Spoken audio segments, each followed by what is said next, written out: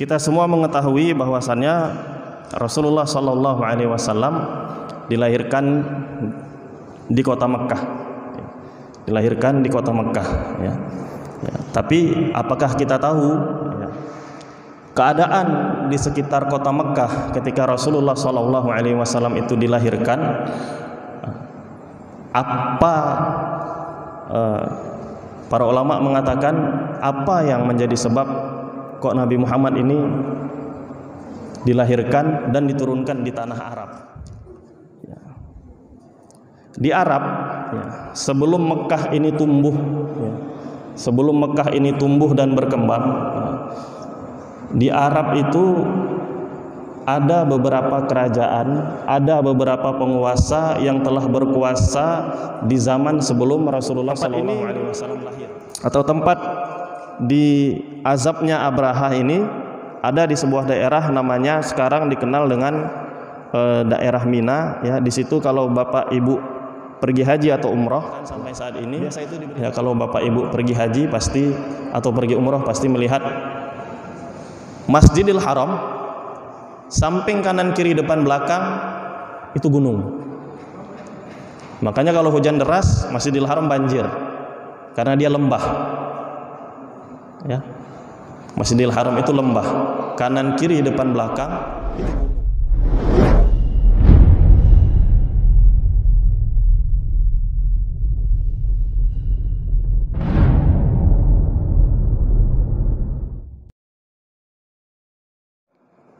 Jadi kisah Ashabul Ukhdud ini, ya, kisah orang-orang yang dibakar di dalam lubang, ya. Jadi para pemeluk Nasrani, ya, yang pada saat itu ada di negeri Yaman, itu diganggu oleh seorang penjajah yang namanya Dzu Nawas.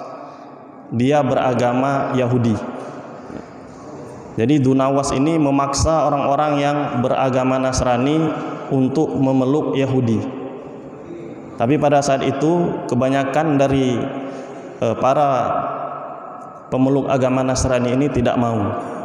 Ya, mereka berkeyakinan dan beriman teguh dengan apa yang mereka pegang, yaitu agama Nasrani. Ya. Karena keteguhan mereka dan keimanan mereka, maka Dzu Nawas ini memerintahkan anak buahnya untuk menggali lubang dan membakar mereka-mereka yang tidak mau masuk ke dalam agama Yahudi. Ya, itu dikisahkan di surat Al-Buruj. Ya, bisa dibuka dan dibaca. Ya. Wa ma naqamu minhum illa ayyuminu billahil azizil hamid. Ya.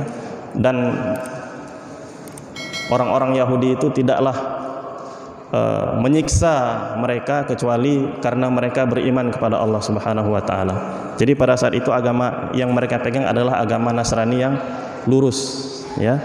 Kemudian kisah selanjutnya seperti yang saya katakan tadi adalah kisah Al-Fil, ya, kisah Al-Fil, yaitu kisah gajah, ya. Jadi ini dari Yaman juga nih. Jadi gajah yang sering kita dengar kisahnya di Al-Quran, yaitu dalam surat Al-Fil, alam tara kaifa fa'ala rabbuka bi ashabil fil, ya. Itu pemimpinnya awalnya berasal dari Ethiopia, suku Ahbash namanya Abraha, ya. Kemudian ia datang ke Yaman untuk menjajah di Yaman, ya, menjajah dengan segala kepentingan, ya, bisa jadi ingin mencari harta, ingin memperluas relasi dagangan, ataupun juga ingin menyebarkan agama. Ya. Tapi yang jelasnya pada saat itu Abraha ini adalah orang yang beragama Nasrani, orang yang beragama Nasrani. Ya. Jadi di Yaman ia membangun sebuah gereja yang sangat besar. Kenapa dia bangun gereja sangat besar? Dia iri dengan orang Arab. Orang Arab ini hajinya kok ke Ka'bah semua. Jadi di zaman Rasulullah SAW belum lahir itu, orang-orang Arab itu sudah melaksanakan haji. Berdasarkan apa? Berdasarkan dinu Ibrahim. Ya, mereka masih berpegang teguh dengan ajaran Nabi Ibrahim, salah satu ajaran yang masih dipegang teguh oleh bangsa Arab pada saat itu. Walaupun di tengah-tengah mereka juga ada kesyirikan dan ada kemaksiatan-kemaksiatan yang lain, tapi pada saat itu yang namanya haji masih mereka pegang teguh, masih mereka laksanakan. Nah, melihat Ka'bah ini sering dikunjungi oleh bangsa Arab pada saat itu, Abrahah ini iri dia, dengki dia, hasad dia. Maka dibuatlah gereja yang sangat besar di Yaman.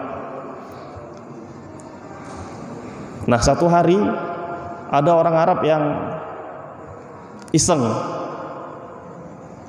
untuk apa dibuat gereja ini? Maka diambillah kotoran dan ditempelkan kotoran tersebut di gerejanya Abrahah. Kemudian Abrahah marah, dikumpulkanlah gajahnya, ya kalau nggak salah pada saat itu ada 13 gajah dan tentaranya yang lumayan banyak. Maka kemudian diarahkanlah pasukannya itu menuju ke arah kota Mekah, ya. Singkat cerita, sebelum mereka masuk ke dalam kota Mekah, gajah-gajah yang dipimpin oleh Abrahah ini berhenti di sebuah daerah, ya kalau sekarang itu di Mina namanya, ya. Kalau sekarang itu di Mina, gajah itu kalau dibangunkan mereka tidak mau masuk ke kota Mekah. Mina itu pada saat itu belum masuk kota Mekah, ya. Kemudian tentaranya ini bingung semua, bagaimana cara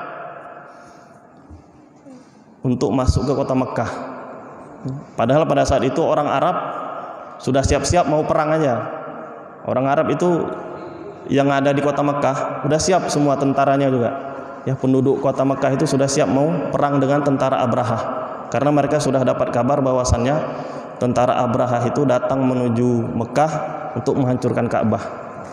Ya, jadi orang Mekah ini kan siap-siap juga lah untuk melawan, ya kan. Nah, tapi ternyata ditunggu-tunggu nggak datang-datang. Ternyata gajah yang mereka bawa tidak mau masuk ke kota Mekah, ya. Dan itu tentunya ada campur tangan Allah Subhanahu wa taala yang mengarahkan hewan gajah ini, ya, tidak bisa dan tidak mau masuk ke kota Mekah, ya. Akhirnya Allah turunkanlah, ya, azabnya melalui burung ababil dengan membawa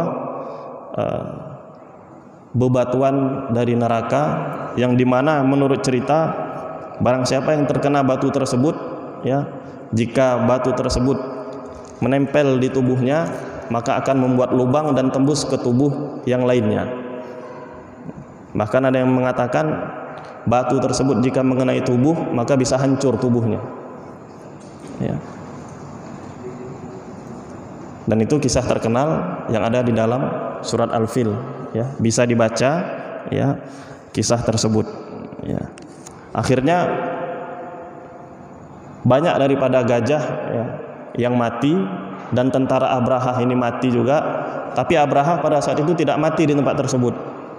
Abrahah sempat pulang, namun di perjalanan ia baru mati dikarenakan penyakit yang diderita. Jadi ada penyakit, katanya penyakit kronis yang diderita Abrahah hingga membuat tubuhnya ini hancur juga, ya, tapi secara perlahan. Nah, ini salah satu hikmah Allah Subhanahu wa taala, ya, untuk membuat musuh Allah ini tersiksa. Jadi Abrahah mati, tidak langsung mati di tempat para gajah itu dilempar batu oleh burung ababil, tapi ia mati dikarenakan penyakit yang menimpanya, penyakit kronis yang menimpanya, ya. Tempat ini atau tempat di azabnya Abrahah ini ada di sebuah daerah namanya sekarang dikenal dengan daerah Mina, ya. Di situ kalau bapak ibu pergi haji atau umroh, ya, biasa itu diberitahu. Jadi di Mina itu saat ini kan penuh kemah warna putih, ya, untuk jamaah haji nginap, ya. Namun ada satu tempat ya, di mana di tempat tersebut tidak dibangun kemah. Kenapa? Karena menurut hadis Nabi SAW, ya, kita tidak boleh duduk berlama-lama, ya, atau berdiam diri berlama-lama di tempat di mana suatu kaum pernah diazab. Ya. Dan cepat-cepatlah pergi dari tempat tersebut. Ya. Maka di tempat khusus itu tidak dibuat tempat atau kemah, atau tidak dibangun kemah, ya, karena dilarang oleh Nabi SAW.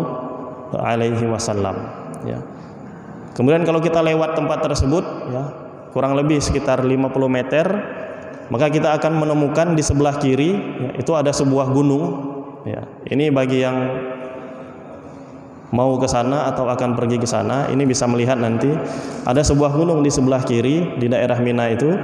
Kalau kita melihat sedikit ke atas, itu ada kerajaan, ada istana raja. Kemudian ada sebuah gunung yang tidak dibangun istana raja. Di situ ada sebuah tugu kecil, dikatakan disitulah tempat disembelihnya Ismail alaihi salam. Ya, jadi masih daerah yang dekat-dekat situ. Ya, kurang lebih sekitar 50 meter dari tempat diazabnya Abrahah dan tentaranya. Ya. Ya. Maju sedikit 50 meter, kemudian lihat ke arah kiri. Biasanya kalau dibawa jalan-jalan oleh pembimbing umroh itu biasanya bus akan berhenti sementara untuk melihat tempat penyembelihan Ismail. Tapi kita tidak bisa naik ke atas, hanya melihatnya dari bawah. Ada sebuah tugu kecil, nanti yang pergi ke sana bisa melihat. Ya, di situ adalah tempat disembelihnya Ismail alaihi salam. Ya. Kemudian Bapak Ibu yang dirahmati Allah Subhanahu wa taala, itu tadi sedikit tentang kisah-kisah yang pernah terjadi, ya, di sebuah negara yang namanya negara Yaman. Ya. Kemudian ada lagi di sekitar Arab itu kerajaan, ya, kerajaan yang berupa atau yang namanya Al-Hirah, ya. Al-Mulku fil Hirah atau Al-Mamlakah fil Hirah, ya, kerajaan di Hirah. Hirah ini di mana? Hirah ini di Irak. Hirah ini di Irak saat ini, ya. Terjadi perang antara kaum ini dengan kaum Arab, ya, sebelum Rasul sallallahu alaihi wasallam lahir, ya. Tapi Rasul sallallahu alaihi wasallam diceritakan dan beliau bersabda bahwasannya ketika kaum Arab dengan kaum Al-Hirah ini berperang, maka bangsa Arab pada saat itu menang, dan itu adalah hari pertama bangsa Arab menang atas bangsa yang non Arab. Jadi Al-Hirah ini pada saat itu belum masuk bangsa Arab. Bisa jadi karena belum orang Arab belum hijrah ke sana. Ya. Kemudian ada lagi kerajaan yang namanya Asyam. Asyam seperti yang sudah saya jelaskan tadi. Asyam ini kurang lebih daerahnya saat ini adalah daerah Suriah, Palestina, mungkin ada sedikit Turki, Yordania, ya, di sekitar negara itu. Ya, di sekitar negara itu, ya. Dahulu negara ini dikuasai oleh Romawi, ya, dikuasai oleh Romawi, dan Romawi menjadikan rakyat yang ada di negara ini sebagai tentara untuk melawan Persia. Ya. Jadi di zaman Rasulullah SAW lahir itu ada dua negara yang besar, dua negara yang menguasai dunia, yaitu yang di barat adalah Romawi, yang di timur adalah Persia. Ya, seperti saat ini, ya, yang di barat mungkin bisa kita katakan Amerika, yang di timur mungkin kita bisa katakan Cina. Ya, jadi ibaratnya seperti itulah keadaan Romawi dan Persia kalau kita bandingkan dengan saat ini, ya. Kemudian kita ke kota Mekah, ya. Kita ke kota Mekah nih sekarang, ya. Setelah kita tadi berbicara tentang sekeliling kota Mekah, ya, saat ini kita masuk ke dalam kota Mekah, ya. Jadi kota Mekah ini ceritanya tidak jauh-jauh dari kisah Nabi Ibrahim alaihissalam. Ya, tadi sudah saya singgung sedikit bagaimana kota Mekah ini bermula, ya, atau bagaimana kota Mekah ini lahir. Ya. Nabi Ibrahim alaihissalam, ya, ini kalau kita cerita dari awal Nabi Ibrahim agak panjang ya. Jadi kita langsung saja ke Nabi Ibrahim ketika membawa Hajar dan Ismail ke sebuah padang pasir, ya, yang di padang pasir tersebut banyak sekali ditemukan gunung-gunung, ya, kontur daerahnya adalah gunung, ya, bahkan sampai saat ini, ya, kalau Bapak Ibu pergi haji pasti atau pergi umroh pasti melihat Masjidil Haram, samping kanan kiri depan belakang itu gunung. Makanya kalau hujan deras Masjidil Haram banjir karena dia lembah. Ya, Masjidil Haram itu lembah, kanan kiri depan belakang itu gunung. Makanya kalau dibandingkan dengan kota Madinah agak terlihat lebih tertata rapi karena kota Madinah hamparan padang pasir. Kalau kota Mekah gunung. Masjidil Haram ada di tengah-tengah gunung tersebut. Ya, maka sekarang pemerintah kota Mekah dan pemerintah Arab Saudi itu berusaha pelan-pelan, ya, membuat atau merapikan daerah Masjidil Haram itu, ya, dengan sebaik mungkin supaya orang yang umroh atau haji atau sekedar berziarah pergi ke sana itu bisa merasa nyaman, dengan keadaan kota Mekah. Ya. Ya, maka gunung pun dibor. Ya, kalau nanti ada yang pergi ke sana, lihatlah bagaimana jalan, ya, jalan untuk menembus satu daerah dengan daerah yang lainnya itu masuk di dalam gunung batu. Tapi aman kalau gunung batu dibor, ya, nggak runtuh dia. Ya, kalau di tempat kita mungkin kalau tanah dibor bisa jadi runtuh. Ya. Itulah keadaan kota Mekah Al-Mukarramah, ya, konturnya penuh dengan gunung batu, ya. Jadi ketika Nabi Ibrahim membawa Ismail dan Hajar ke sebuah lembah, ya, fi wadin ghairi dzi zar'in, ya, kata Allah Subhanahu wa taala dalam Al-Qur'an, di sebuah lembah yang tidak ada tumbuhannya. Ya. Ini aneh, ya. Seorang bapak yang mendambakan seorang anak, setelah lahir seorang anak malah anaknya ditinggal di tempat yang kering, kerontang, tidak ada air, tidak ada tanda-tanda kehidupan. Tapi karena itu perintah Allah Subhanahu wa taala, maka Ibrahim melaksanakan perintah tersebut dengan segala ketawakkalannya, dengan penuh ketakwaannya, ya. Maka kemudian Ibrahim meninggalkan Ismail dan Hajar untuk kembali ke Palestina, bertemu kembali dengan istrinya Sarah. Hajar atau Siti Hajar yang pada saat itu berada di lembah yang kering kerontang itu mendapati anaknya sudah haus. Akhirnya bekal yang diberikan kepada Ismail pun tidak cukup, habis, dan Siti Hajar pun tidak mau menyerah. Bergeraklah Siti Hajar pada saat itu untuk mencari apapun yang bisa diberikan kepada Ismail untuk membuat Ismail ini agar tidak kehausan. Jadi pada saat itu Ismail ini sudah merasa kehausan, nangis, ya. Naiklah Siti Hajar ke sebuah bukit yang namanya Bukit Sofa, ya, untuk melihat dari atas bukit tersebut kemungkinan ada tanda-tanda kehidupan dari atas. Kemudian dilihatnya dari atas Bukit Sofa tidak ada tanda-tanda kehidupan.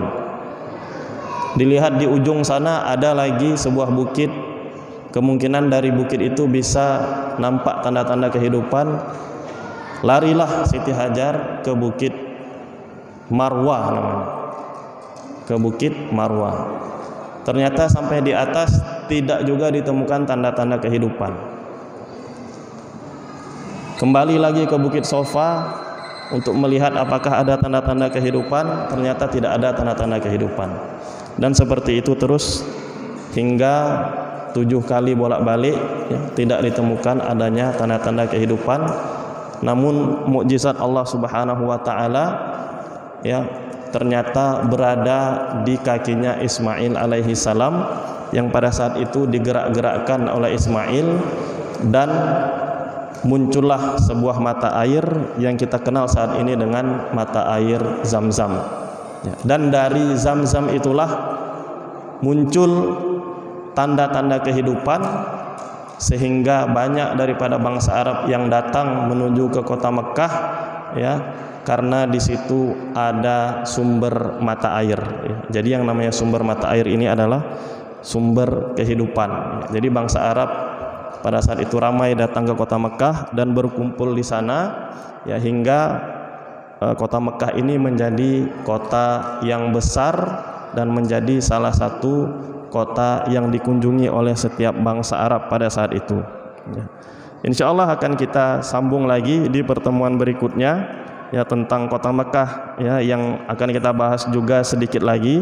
Kemudian juga tentang kota Madinah nantinya ya, dan keadaan keagamaan di tengah-tengah bangsa Arab dan keadaan sosial di tengah-tengah bangsa Arab yang insya Allah akan kita bahas pada pertemuan selanjutnya.